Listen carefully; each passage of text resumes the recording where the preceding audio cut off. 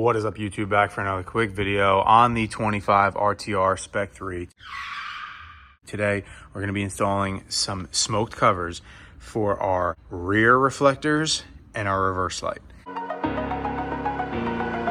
So we picked up this kit from American Muscle, Speedform, I believe it's one of their brands.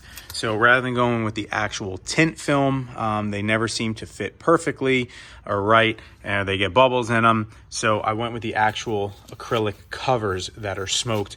I did contemplate actually replacing them like I did with the side markers, which I have a full video up on YouTube. I will link right there for you. But I didn't want to have to go through the hassle of removing all of this, and then I didn't actually want these illuminated. A lot of the aftermarket ones do, so I just wanted to smoke them. So we're going to go over the process real quick. We're just going to wipe these down with a microfiber, hit it with some isopropyl alcohol, peel it back, and stick these on and see how it looks. So let's get to it.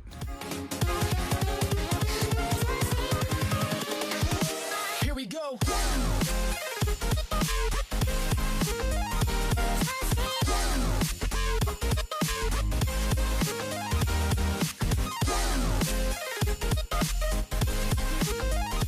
All right, guys, so we are all done. 5 minutes later, they're on. Very easy install. Just make sure you clean them good.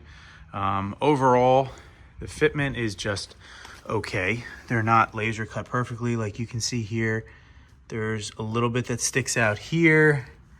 This side's not too bad, but you can see they're not the exact size and cutout that they should be. Obviously from here, you can't really tell. Same with this one, just a little bit here on the top.